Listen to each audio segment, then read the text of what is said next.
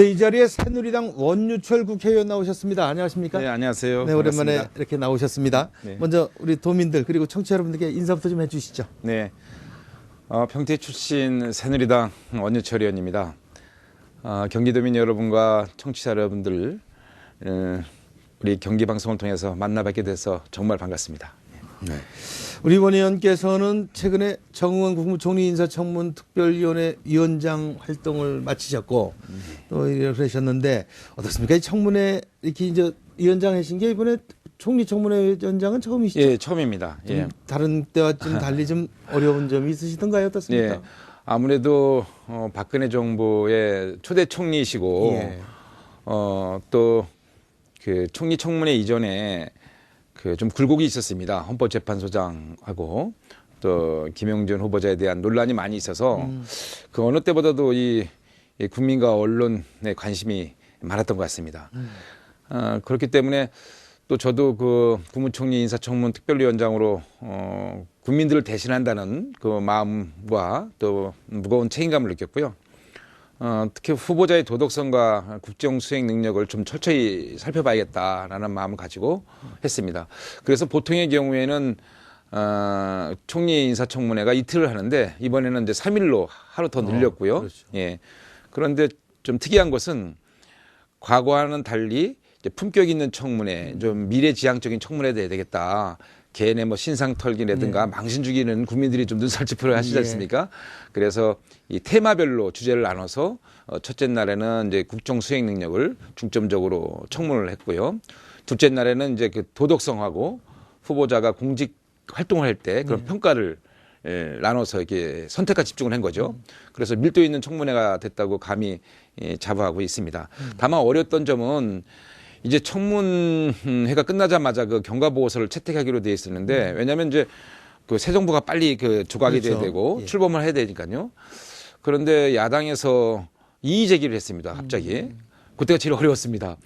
그래서 내심으로 이 정부조직법하고 연계해서 야당에서 그러시는 거 아닌가 싶었는데 다행스럽게도 그 야당에서 인사청문 경과보고서 채택이 그 총리 인준 투표율이 26일이었거든요. 예, 예. 그전에는 좀 돼야 되겠다는 인식을 좀 같이 해주셔서 잘 채택이 됐다는 말씀을 드립니다. 예. 그래도 이게 사실 이제 예. 대통령 취임 전에 이렇게 다 맞춰졌으면 예. 좋았을 거를 그러게요. 조금 예. 아쉬움은 좀 있습니다. 네, 그렇습니다. 이 박근혜 정부 이제 5년간의 국정 운영이 시작이 됐는데 요즘 화두는 안보 문제와 경제입니다. 특히 이제 그렇습니다. 경제에 많이 집중돼 있는데 요즘 뭐 박근혜 대통령도 이제 뭐 이 내각이 회의를 끝나고 나서 첫 번째로 이제 시장을 방문하고 이제 이럴 정도다 이제 그 현장을 챙기시기 시작했는데 네. 어떻습니까? 민생 경제 활성화를 위해서 우리 원유철 의원께서는 뭐 새 네. 정부에 어떤 걸 좀 이렇게 주문하고 싶은 생각이 있으십니까? 네. 지금 국장님께서 말씀하신 바와 같이 박근혜 정부는 박근혜 대통령께서는 후보 시절부터 민생 정부를 만들겠다, 민생 대통령이 되겠다는 약속을 국민들에게 수차례 하셨고요. 예. 국민들이 바라시는 것도 바로 그러한 것이라고 믿고 있습니다. 그런데 지금 이 대한민국의 그 경제 상황이 이 산업 구조의 틀 속에서 보면은 좀 한계점에 다다랐거든요. 성장의 한계에 부딪히고 있다는데 고민이 있죠. 그래서 이러한 시점에서 미래의 성장 동력을 좀 발굴하고 또 이 창조 경제를 통해서 새로운 비전과 돌파구를 좀 만들어 봐야겠다라는 그러한 그 목표를 가지고 미래 창조학부를 신설해 가면서 박근혜 대통령께서 이제 새로운 지평을 이제 열려고 하셨던 것 같습니다. 예. 그런 측면에서는 아주 긍정적인 측면이 있고요. 예를 들자면 이제 그 요즘에는 뭐 휴대폰을 통해서 라디오도 듣고 TV도 보고 또 전화도 하지 않습니까? 예. 그러니까 방송과 통신이 다 융봉합 예. 복합적으로 되기 때문에 이쪽에 이제 앞으로 먹거리가 많이 있을 거다. 또 이 창조적인 일들을 많이 생산해서 좋은 일자리, 젊은이들이 단순한 일자리가 아니라 정말 젊은이들이 원하는 눈높이에 맞추는 아주 그 경쟁력 있는 일자리를 좀 만들어야겠다라는 것이 박근혜 대통령의 생각인 것 같았는데 이 점이 지금 정부조직법이 통과한 데서 매우 안타깝습니다. 예. 좀 국회에서 정치권에서 좀 이제 행정부를 맡겨놓은 이상 좀 일할 수 있도록 여건을 만들어주는 것이 좋지 않겠나 하는 것이 저의 판단이고요. 한 가지 더 덧붙여 말씀드리자면 이제 그 경제민주화입니다. 네. 이 경제민주화라는 것이 또 중요한 이 시대의 하두인데 IMF 이후에 15년 동안 이제 양극화로 인해서 소득 불균형이 아주 심화되었습니다. 그렇죠. 심각해졌죠. 만약에 이 소득 불균형이 이 상태로 계속 간다면 이제 빈곤의 세습 또 사회 갈등 비용이 점점 높아져서 결국은 이것이 이제 이 내수 기반이 약화될 수가 있고요. 그리고 성장에도 도움이 안 됩니다.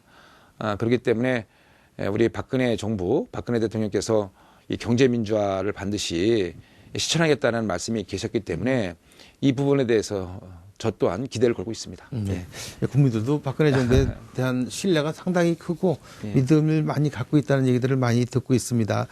그런데 우리 원희철 의원께서는 경기도에서 정무부지사까지 지내시지 않았습니까? 예, 그렇습니다. 그러다 보면 이제 이 마찬가지로 경제 민주화가 돼야 지금 복지 문제도 많이 늘어나고 있는데 예. 경제가 활성화 안 되면 복지도 사실 실질적으로 하기가 어려운 거 아니겠습니까? 네네. 예. 이제 그러다 보면은 중앙재원과 지방재원의 이런 문제점이 이제 충돌 현상이 일어나는데 네. 뭐 중앙정부도 잘하시고 지방정부 또 이 부의사까지 하시고 그랬으니까 그런 어떤 그 정부의 그 재정 부담 조정에 대한 문제는 어떻게 생각하고 계십니까? 이 복지 문제에 대해서 국민들의 관심이 높아지고 예, 있고요. 예. 또 복지 부분의 재정 수요가 아주 많이 늘어나고 있습니다. 그럼요. 그래서 이제 이 중장기적으로 이 복지 재원을 어떻게 마련할 것인가 하는 것이 이제 하나의 과제로 이제 나타나고 있는데요. 이 보통 생각할 수 있는 정책적인 수단을 보면 이 첫 번째는 일단 세금을 늘려야 되겠죠. 예. 세금을 늘리는 방안이 있고요. 이제 두 번째는 세금을 늘리지 않고 이 다른 부분을 좀 줄여서 이 복지 부분으로 전환하는 방법이 있겠고요. 세 번째는 이 지하 경제를 좀 양성화시켜서 새로운 재원을 끌어들이는 수단으로 정책을 추진할 수 있다고 보겠습니다.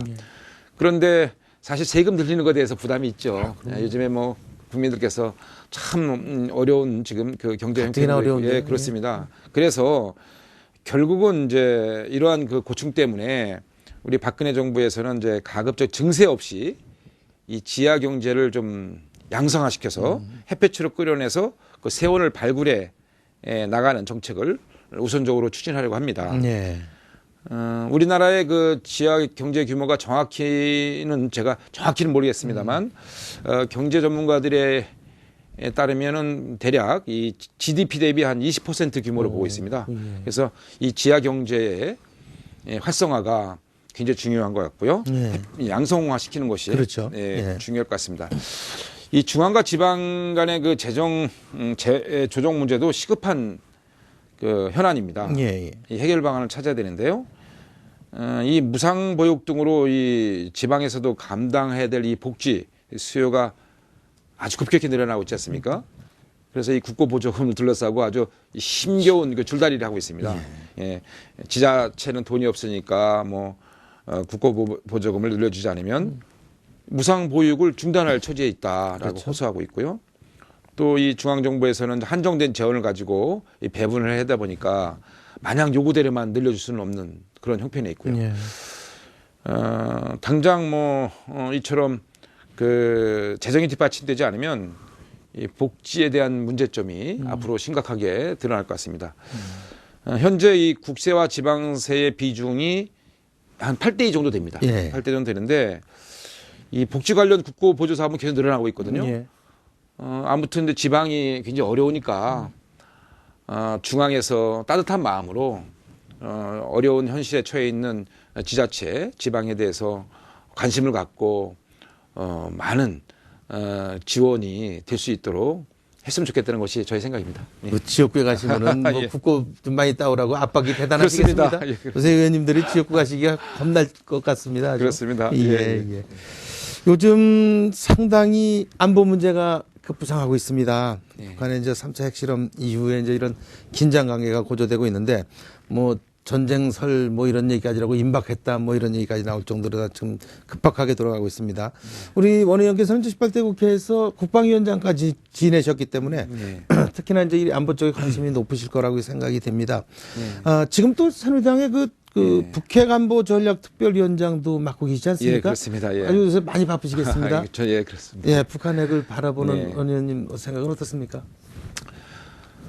지금 북한이 그 3차에 이르는 핵실험을 강행하고요. 네. 또 이 장거리 미사일 발사도 계속하고 그래서 지금은 우리 그 한반도의 정세가 매우 이제 안보적으로 엄중한 상황입니다. 예. 우리 그 군과 정부 차원에서는 이 북핵 위협에 상응하는 이 대비 태세를 완벽히 갖춰야 되고요. 또 대응 전략을 한치의 그 어긋남 없이 치밀하게 구비해야 한다고 보고 있습니다.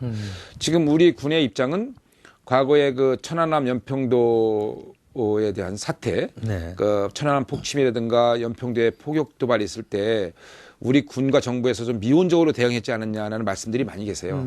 그래서 우리 군에서는 그 당시에는 이제 교전 수칙에 의해서 저쪽 북한에서 10발을 쏘면 우리도 10발을 쏘고 그랬는데 네. 이제는 그렇게 안 하고 이제 응징을 제대로 해야겠다.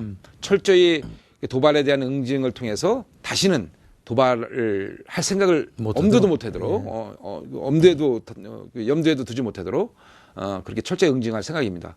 그래서 군에서는 도발하는 시점과 그 도발하는 장소, 그 원점을 타격하는 건 물론이고요. 그것을 지원하는 지원 세력, 나아가서는 지휘 세력까지 타격을 하겠다, 응징을 하겠다는 것이 군의 확고한 지금 생각이고요. 만약에 북한이 이번에 또다시 도발한다면 아주 뼈저린 후회를 하게 될 것이라는 점을 분명히 말씀드립니다.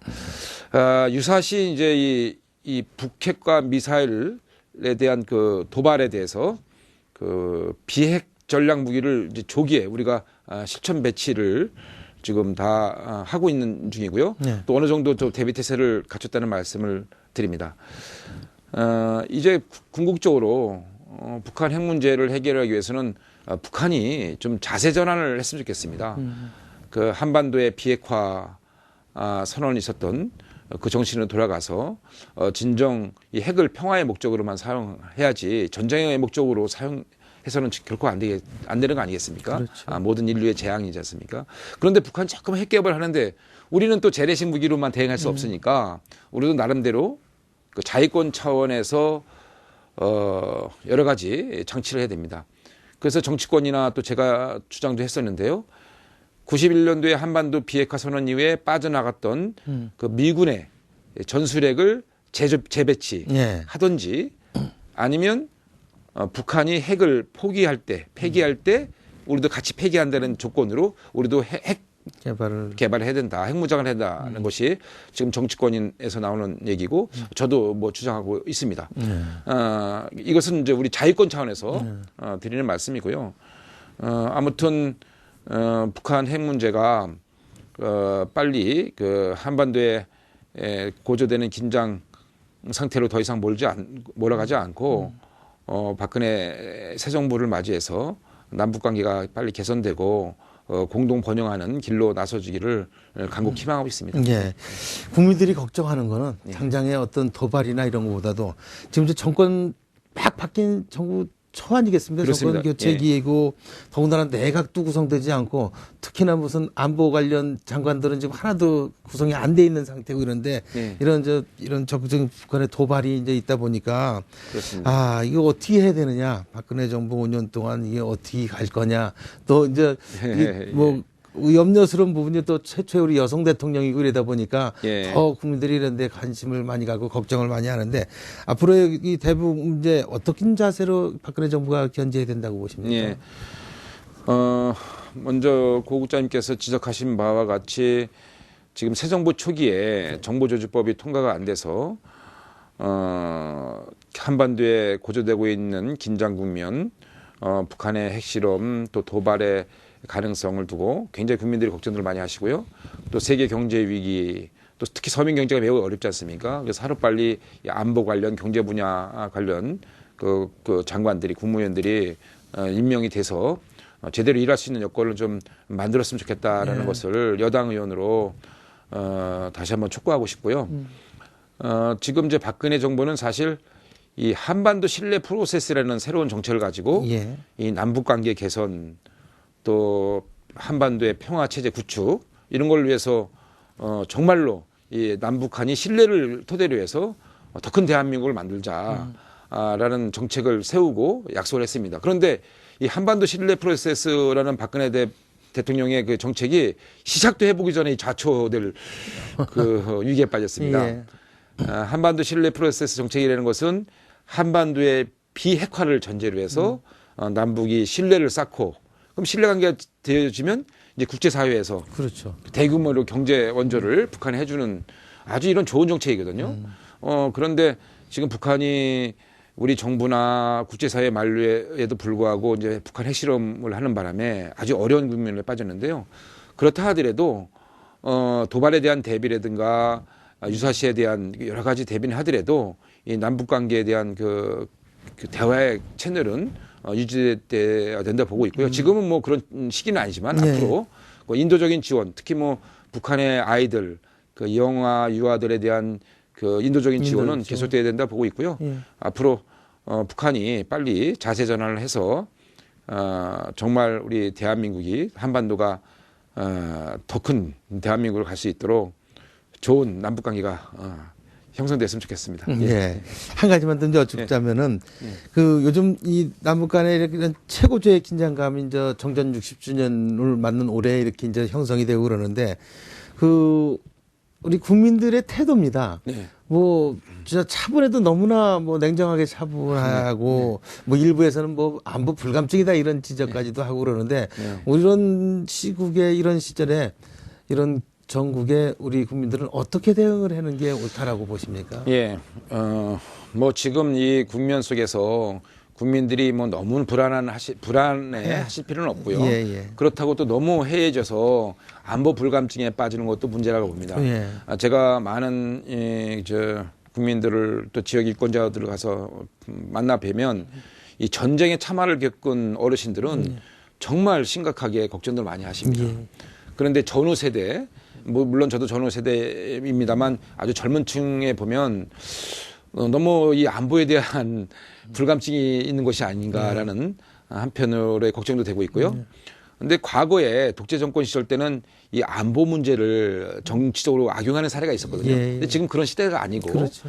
다 민주정부고 다 투명한 이런 국정에 대한 그 운영을 볼 수 있는 시대이기 때문에 이 안보가 지금 이 엄중한 시기에는 국민들의 마음과 힘이 하나로 모아지는 게 중요합니다. 예. 그래서 국민들께서 너무 긴장하실 필요는 없겠지만 이 상황이 좀 엄중한 상황이라는 것을 인식하셔서 바라보시면 좋겠고 정부가 유사시에 이런 군과 정부가 그 대비 태세를 하고 있는 여러 가지 상황에 대해서 관심과 성원을 보내주셨으면 좋겠다는 생각을 말씀드립니다. 네, 이럴 때일수록 우리 군과 정부를 믿고 예. 따라야 될 거 아닌가 이런 생각이 듭니다. 네. 네, 이번엔 그 우리 원장님 지역구를 좀 가봐야겠습니다. 평택 예. 갑이 지역구시죠? 네, 그렇습니다. 예, 이제, 평택입니다. 예, 평택항 활성화 문제 역시 이제 경기도 수건 사업이기도 하고 옛날에 정무비서 시절서부터 계속 챙겨오셨던 문제이고 그런데 네. 앞으로 이 평택항 활성화를 위해서 어떤 노력을 더 기울일 생각이십니까? 이 평택항은 사실 대한민국의 3대 국책항 중에 하나입니다. 예, 예. 지리적으로 매우 중요한 위치에 있고요. 지금 평택항은 2,600만의 수도권의 관문 역할을 하고 있습니다. 수도권 물류의 관문이죠. 예. 특히 그 배후에 뭐 포승이라든가 부곡이라든가 이 고대라든가 이런 그 국가적인 그 산단이 조성돼 있고요. 또 중국의 대련, 청도, 천진과 같은 그 중국의 연안 산업벨트와 아주 최단 거리에 위치한 그 경쟁력 있는 그런 우수한 항만이라고 볼 수가 있겠습니다. 예. 인천항과 부산항에 비해서 육상 그 운송 거리가 아주 짧고요. 또 화물 입출량 비용도 적게 들어가는 이점으로 인해서 개항 이래 연간 34%나 물동량이 증가하고 있고요. 또 2010년부터는 자동차 수출항 1위로 올라갔습니다. 평택항이. 예, 뭐 어마어마한 그 자동차가 평택항을 통해서 유럽으로 미국으로 지금 달려가고 있죠. 예. 예, 짧은 시간에 아주 급속히 성장했습니다. 문제는 이것을 뒷받침할 만한 충분한 항만 인프라가 아직 구축되지 못했다는 점이 아쉽습니다. 예, 거기에 필요한 뭐 부두라든가 여객 터미널이라든가 각종 그 지원 시설들이 너무나 열악해서요. CIQ 같은 예, 게 맞습니다. 좀 예, 그런 것들이 너무 열악해서 그걸 하루빨리 지원해서 제대로 항만 역할을 할 수 있도록 해주는 것이 중요한데요. 지금 이 국가 전체 항만에 대한 그 투자비가 대략 40조 원 됩니다. 대한민국이요. 그런데 3대 국책항인 이 평택항에 투자되는 비율이 10% 정도 됩니다. 매우 안타까운데 아무튼 이 투자 비율을 높여서 우리 평택항을 통해서 수도권의 경쟁력을 높이는 건 물론이고 대한민국의 경쟁력을 높일 수 있도록 중앙정부와 지속적으로 협의해 나가도록 하겠습니다. 예. 요즘 뭐 전국의 땅값이 전부 곤두박질 치는데 네. 평택만 유일하게 땅값이 오른다는 얘기가 있습니다.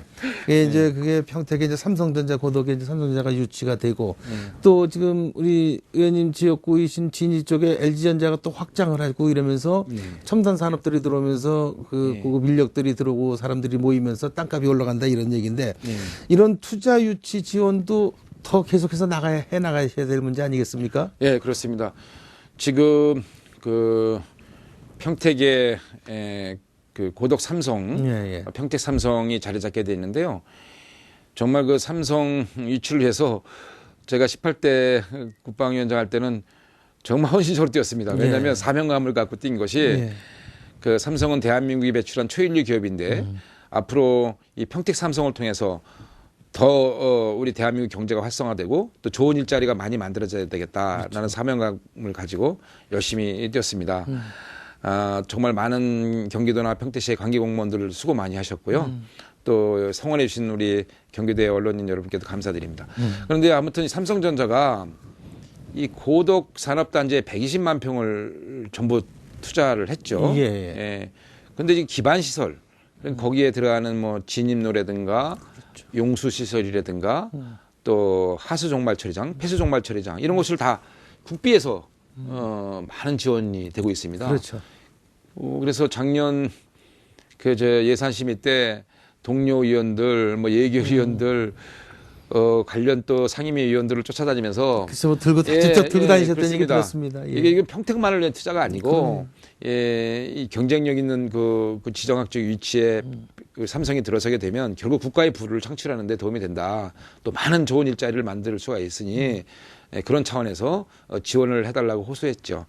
그래서 이번에 아주 그 예산 심의 때 그 기재부라든가 국토부, 환경부 등에서 나름대로 협조를 잘 받아냈고요. 앞으로도 평택 삼성을 통해서 대한민국의 경제가 더 활성화될 수 있다는 사명감을 가지고 지속적으로 중앙정부에서 지원이 끊이지 않도록 노력해 나가겠습니다. 네. 예. 이 대단히 국내 굴지의 삼성과 LG가 한 곳에 있는 것은 평택뿐이 없을 것 같습니다. 그렇습니다. 이 삼성도 그렇지만 이제 LG도 그렇죠. 거기서 이제 확장하는 투자 계획을 세워서 예. 지금 진행하고 있고요.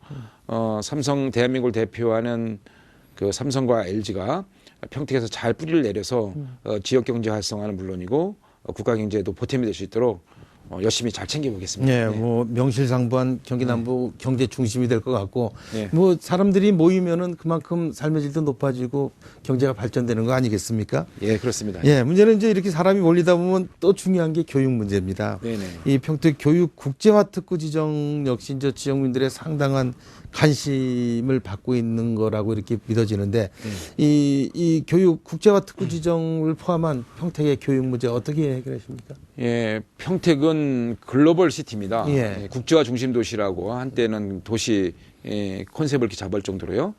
왜냐하면 평택에 이제 주한미군과 그 가족들이 이제 수만 명이 모여 살게 예, 되고요. 또 평택항을 통해서 중국 관광객들 또 많은 그 사람들이 그 교류를 하기 때문에 평택은 소위 말해서 G2가 만나는 곳입니다. 예. 이 미국과 중국이 만나고 또 그 외에 많은 나라의 그 사람들이 그 방문을 하는 곳인데요. 그렇기 때문에 아주 특별한 도시 특성을 갖고 있습니다. 그래서 이런 도시의 특성상 글로벌 인재를 양성하는 아주 그 적합한 지역이기 때문에 당시 이제 이주호 교육부 장관하고 또 김문수 경기지사께 평택이야말로 대한민국의 글로벌 인재를 양성하는 데 적절한 지역이고 살아있는 영어 마을도 만들 수 있는 지역이다. 그래서 우리가 이 국제화 시대 때 경쟁력 있는 인재들을 키워내기 위해서는 반드시 평택을 교육국제화 특구로 지정을 해서 요즘에 그 어학연수다 또 새로운 그 문물이라든가 이런 걸 익히기 위해서 많은 학생들이 유학이나 연수를 떠나지 않습니까? 그럴 거 없이 평택으로 와서 여러 가지 그 유학 가는 거나 연수 가는 효과를 얻을 수 있도록 좀 하자라는 차원에서 잘 됐습니다. 잘 됐는데, 다만 이제 또 이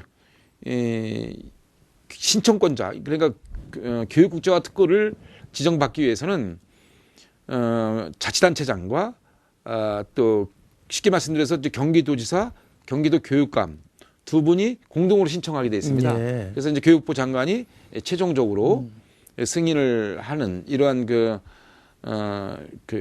행정적인 절차를 밟게 돼 있는데, 그 김상곤 교육감님께서 좀 더 좀 유보적인 태도를 보이셨어요.